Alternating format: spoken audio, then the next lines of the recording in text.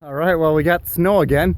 Didn't realize we were still in Winter Warriors for this training, but hopefully that snow should melt pretty soon and get back to some nice roads to run on. So over the last couple of weeks, a lot of my videos have been very technical things about running or nutrition, some things like that. Many of you have probably heard it before that running is 90% mental.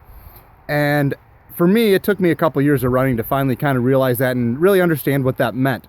So what I want to do for a video or two here is kind of step away from the technical stuff and go a little bit more into that mental aspect of running and just talk about some of those kind of things and how those things can really help your running. So as we get into this point of the training, usually we get people, it gets a little monotonous. You know, we've done a number of runs and you look at the schedule and it's like, oh, today I have to run 5 miles or I have to run 10 miles.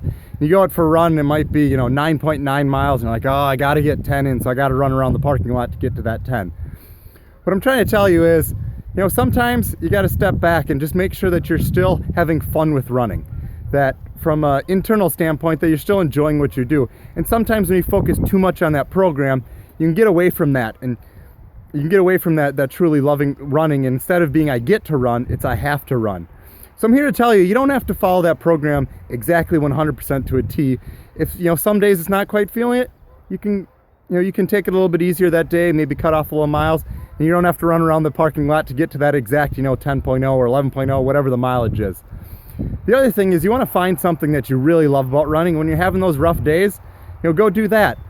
For some people, it's going out and running with their dog, running with their kids. One thing I like to do is I go from park to park and I see a slide, I crawl to the top of the slide and I slide down the slide, run a couple more miles, find another park with another slide and slide down that.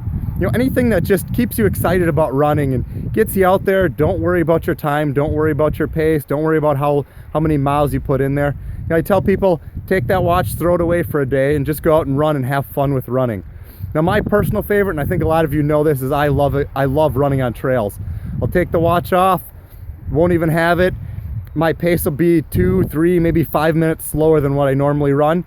But that's perfectly fine. Just go out there, have fun, get away from everything, get in the woods, and just pound out a couple miles on those trails. And for me, that really gets me re-energized, gets me excited, gets me going again, gets me through the next 3-4 weeks of running on the roads and getting through that program.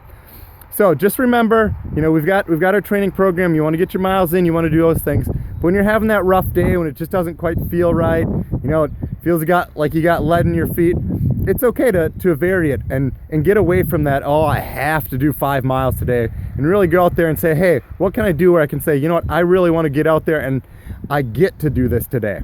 So find what's for you. It's going to be different for everybody, but find that thing that really drives you and really excites you about running and go do that and make sure you're still having fun with this.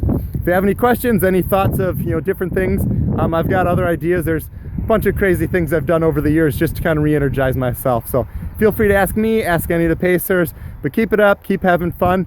We'll see you next week.